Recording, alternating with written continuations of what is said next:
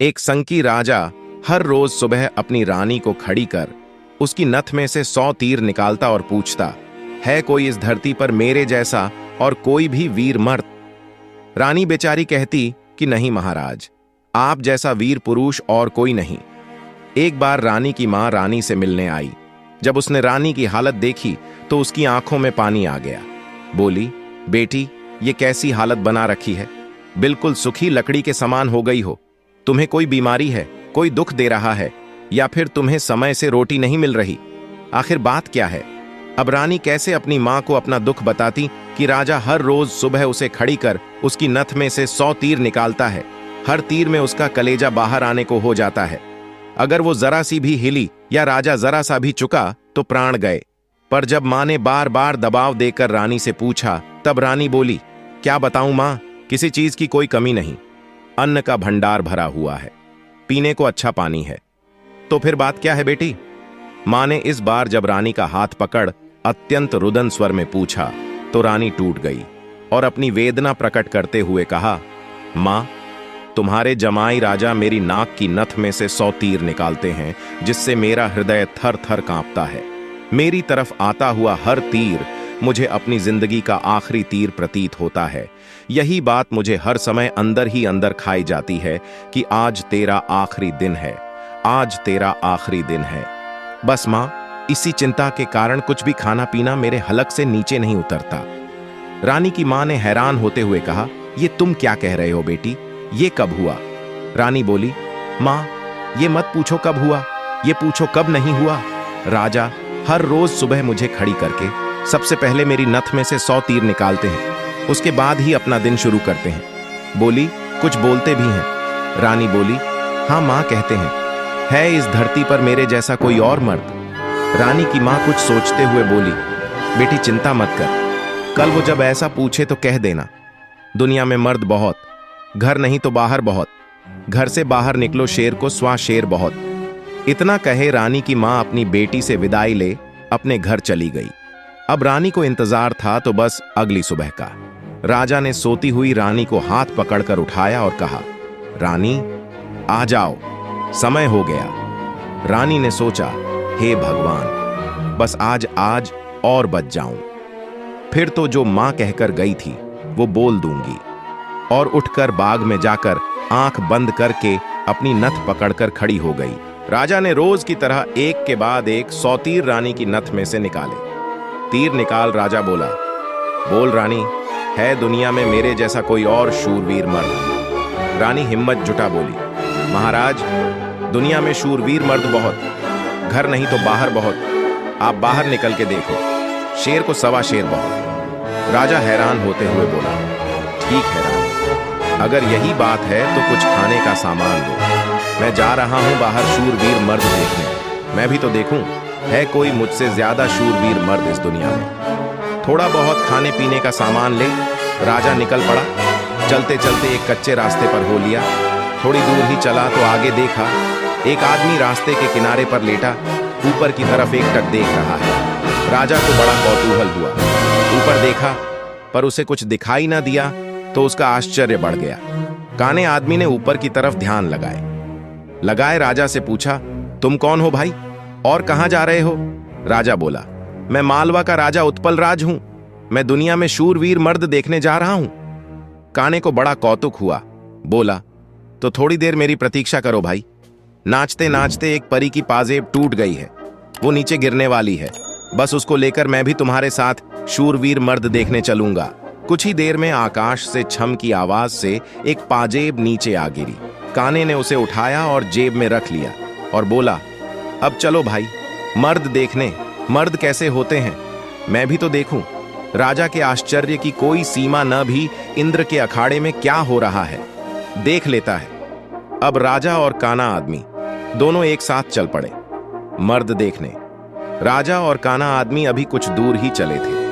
आगे एक नौजवान व्यक्ति धनुष बाण लिए किसी की प्रतीक्षा में बैठा था।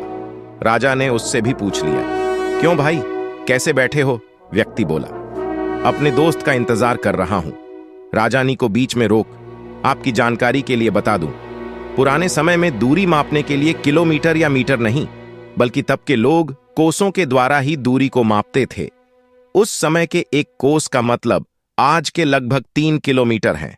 तो नौजवान व्यक्ति ने राजा और काने आदमी से पूछा, तुम लोग कहां जा रहे हो? काने ने कहा, मर्द देखने। उत्सुकतावश नौजवान ने कहा, तो भाई हम भी चलेंगे तुम्हारे साथ मर्द देखने, बस थोड़ा इंतजार करो, मेरा दोस्त अभी मेरा तीर लेकर आता ही होगा। राजा बोला, 100 कोस से आज ही थोड़े ना आ जाएगा, उसे तो कई दिन लगेंगे। नौजवान ने मुस्कुराते हुए कहा, नहीं मान्यवर, उसे 100 कोस से जाने और आने में सिर्फ 1 घंटा लगता है। थोड़ी ही देर में एक लंगड़ा व्यक्ति नौजवान के द्वारा छोड़ एक युवा पराक्रमी नौजवान 100 कोस तक तीर मार रहा है। एक अपाहिज लंगड़ा आदमी 100 कोस की दूरी सिर्फ 1 घंटे में नाप देता है। बोझिल कदमों के साथ राजा अब उन तीनों के साथ आगे चल पड़ता है। चलते चलते वे एक नगर में पहुंचे, जहां एक राजा की लड़की का स्वयंवर चल रहा था। स्वयंवर की शर्त थी कि जो व्यक्ति 50 कोस से 2 घंटे में हंसता पान बोल सुपारी ला देगा, उसी के साथ रानी का विवाह कर दिया जाएगा। चारों में से लंगड़ा ही इस काबिल था जो कोसों की दूरी मिनटों के हिसाब से तय कर सकता था। अंततः चारों की सलाह पर लंगड़ा व्यक्ति स्वयंवर की शर्त पूरी करने के लिए तैयार हो गया और शर्त अनुसार हंसता पान बोल सुपारी लाने के लिए चल पड़ा। रानी के स्वयंवर की शर्त अनुसार लंगड़ा व्यक्ति तेजी के साथ उस दिशा में बढ़ने लगा जहां हंसता पान बोल सुपारी का पेड़ था।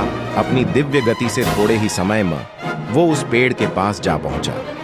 उसने सुपारी तोड़ी और अपनी जेब में डाल ली। सोचा, अभी तो बहुत समय है, क्यों ना थोड़ी देर सुस्ता लिया जाए। ये सोचकर वो उस पेड़ के नीचे सुस्ताने के लिए लेट गया। ठंडी हवा के झोंकों से जल्दी ही उसकी आंख लग गई। उधर तीनों की समय बीतने के साथ साथ चिंता बढ़ रही थी। 2 घंटे पूरे होने को आए थे, बस थोड़ा समय ही बचा था। नौजवान तीरंदाज ने कहा, इतना समय तो उसे कभी नहीं लगता, जरूर कुछ बात है। काने आदमी ने कहा, रुको मैं देखता हूं। जब काने ने देखा तो वो पेड़ के नीचे सो रहा था और पेड़ से एक खूंखार जहरीला सांप उसे काटने के लिए वो तो सो रहा है और एक जहरीला सांप उसकी तरफ बढ़ रहा है। तब तीरंदाज नौजवान ने काने से कहा, तुम मेरे तीर का निशाना सांप के फन पर लगाओ। काने ने कहा, हाँ ये ठीक है, निशाना लगाकर मैं हुंकारा भरूं तब तुम तीर छोड़ देना। काने ने तीर को सांप के फन की दिशा में लगाकर जैसे ही हूं कहा। अब समस्या ये थी कि राजकुमारी पर असली हक किसका है। राजा अगर घर से मर्द देखने नहीं चलता तो ये सारा किस्सा ही शुरू नहीं होता। काना अगर अपनी दिव्य दृष्टि से देखकर लंगड़े व्यक्ति को सांप से नहीं बचाता तो राजकुमारी के स्वयंवर की शर्त कैसे पूरी होती। नौजवान तीरंदाज के पास 100 कोस तीर चलाने की क्षमता न होती तो भी उसके मित्र को सांप 10 लेता और शर्त पूरी नहीं होती। लंगड़े व्यक्ति के पास दिव्य गति न होती तो भी राजकुमारी स्वयंवर की शर्त पूरी न होती। राजकुमारी का पति कौन होगा? जब इसके ऊपर उनमें आपस में सलाह मशवरा हुआ तो राजा को ही चुना गया, क्योंकि ये सारी कहानी ही उससे शुरू हुई थी। पर राजा ने अपनी सारी बीती बात बता कहा, मैं पहले से ही शादीशुदा हूं, इसलिए मैं राजकुमारी से शादी करूं, इसका सवाल ही पैदा नहीं होता। मैं तो तुम सबका शुक्रगुजार हूं मेरा खोखला वहम तोड़ने के लिए। काने ने कहा, मैं तो इंद्र के अखाड़े में अपनी परियों के साथ ही खुश हूं, और वैसे भी मेरे दिन अब उस ऊपर वाले को याद करने के हैं। बारी आई युवा तीरंदाज की। उसने अपने मित्र से कहा, मित्र, राजकुमारी के साथ तुम्हारा विवाह होना चाहिए लगी, और सबने सहर्ष सहमति जताई। लंगड़े व्यक्ति के साथ राजकुमारी का विवाह हो जाता है। सभी बहुत खुश थे। राजा सभी को अपने राज्य आने का निमंत्रण दे खुशी खुशी उनसे विदा लेते हैं। अपने मन में वो अब कभी रानी के साथ दुर्व्यवहार ना करने की शपथ लेते हैं। निष्कर्ष, वास्तविक वीरता केवल बाहरी शक्तियों में नहीं, बल्कि आंतरिक विनम्रता, संयम और दूसरों की महत्ता को समझने में होती है। राजा उत्पल राज ने स्वयं को सबसे बड़ा शूरवीर माना और अपने अहंकार में अंधा हो गया था।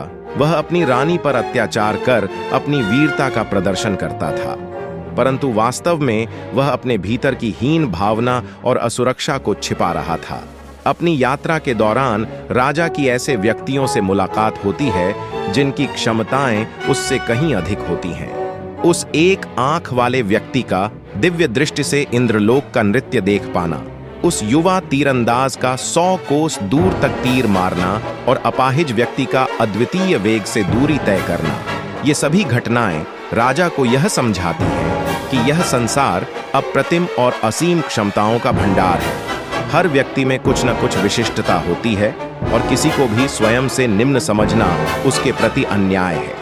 अंततः सच्ची महानता और शक्ति आत्मनिरीक्षण, अपने अहंकार को त्यागने और हर व्यक्ति को उसकी श्रेष्ठता के साथ स्वीकार करने में है। अहंकार नष्ट करने से व्यक्ति का हृदय प्रेम, आदर और करुणा से भर जाता है, जो कि आध्यात्मिक उन्नति का मार्ग है।